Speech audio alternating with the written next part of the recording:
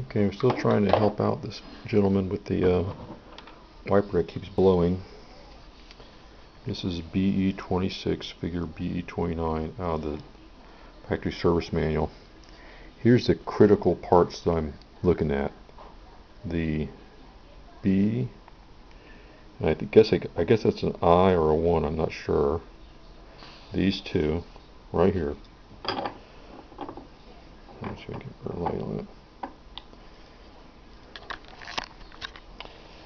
This is really hard to explain, but these last two contact. I'm trying to get a good pointer.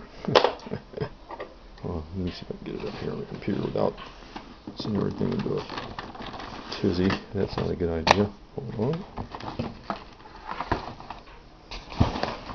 Alright.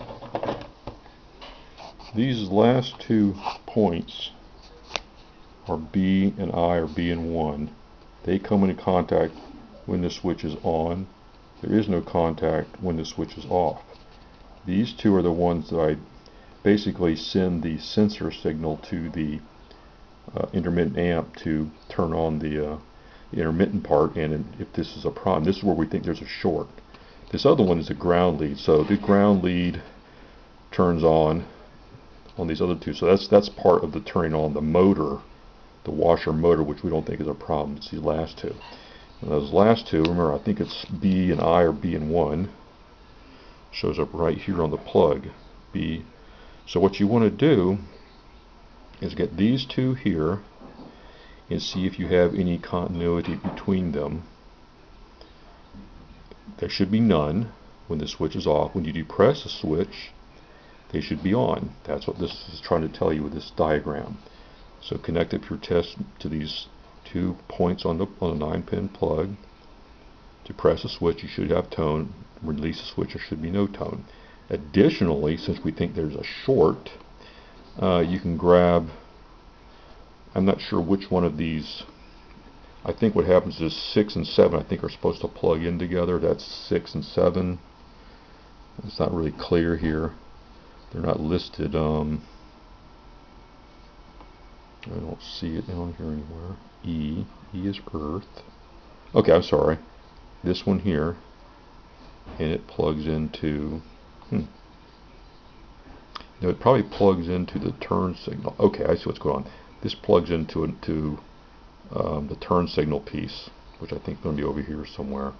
I think that's how it works, because it looks like they have a 7 here and a 6.